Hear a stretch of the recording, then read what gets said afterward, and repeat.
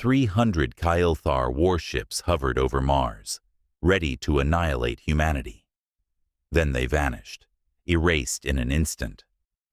The deadliest predator in the galaxy called humans little brother, and the galaxy suddenly realized, this species isn't to be underestimated. What happens when humans hold something the universe itself feared?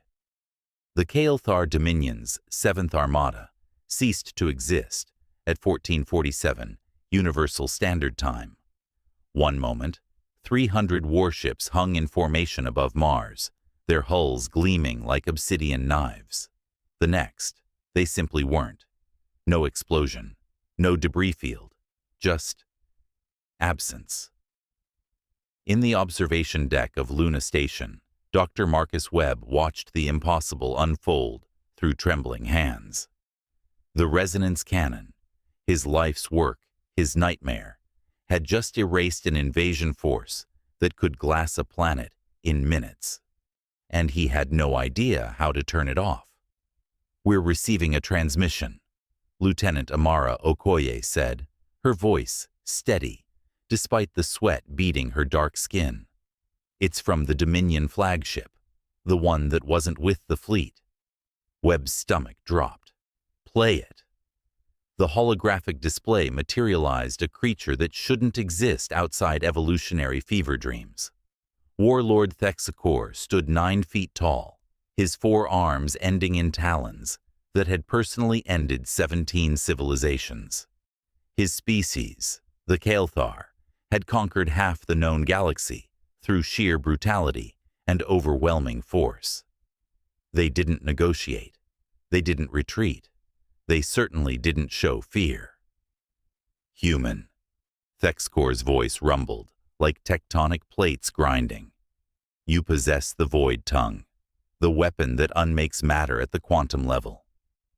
A pause. His secondary eyes blinked. A gesture Webb had studied meant confusion in Kailthar culture. "We thought it extinct. We thought the architects lost to time." Webb glanced at Okoye, who shrugged. "Architects?" "Our records," Thexcor continued, "speak of an ancient race that wielded such power. They did not destroy. They simply removed problems, threats, entire star systems that displeased them." His mandibles clicked in what might have been amusement. They called lesser species little brother, before deciding whether they deserved existence. The pieces clicked together in Webb's mind with horrible clarity. The resonance patterns they'd discovered in the Martian ruins weren't human technology. They were far, far older and infinitely more dangerous. "We found it by accident," Webb said carefully. "We were mining ice cores when—" Silence. Thexcor leaned forward, his battle armor creaking. "I have conquered 73 worlds. I have broken fleets 10,000 strong. But I am not foolish." He raised one massive hand. "The architects made the Kailthar kneel.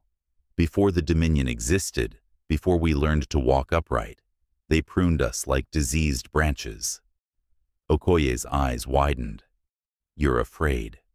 "I am wise," Thexcor corrected, "and I am offering you a choice, little brother."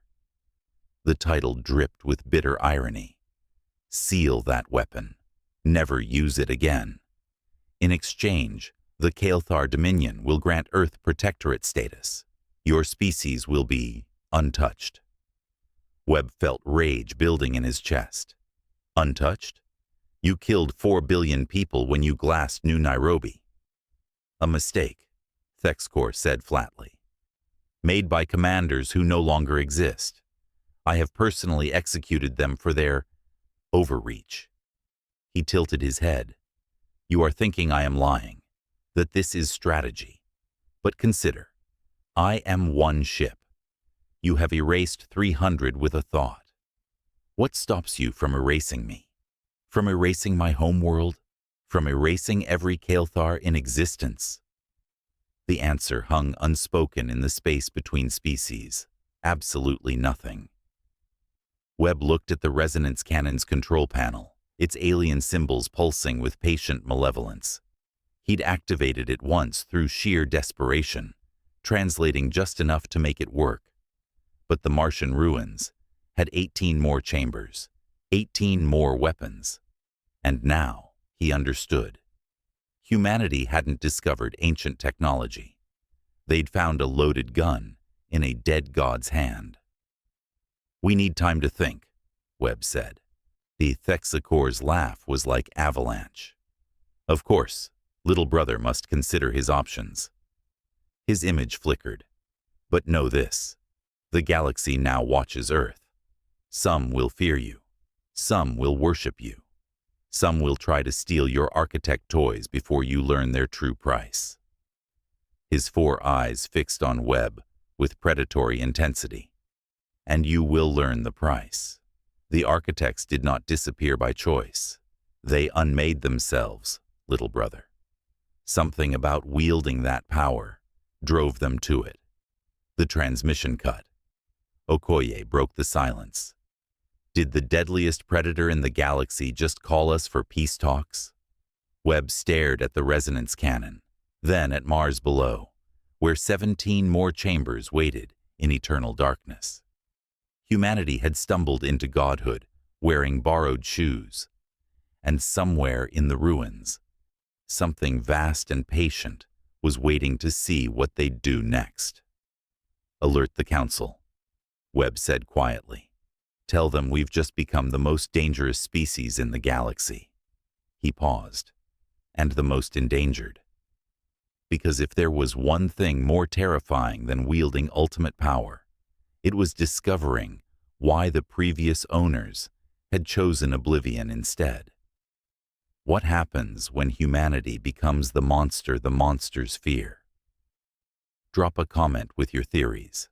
And if you're craving more sci-fi that hits different, subscribe for stories that don't pull punches.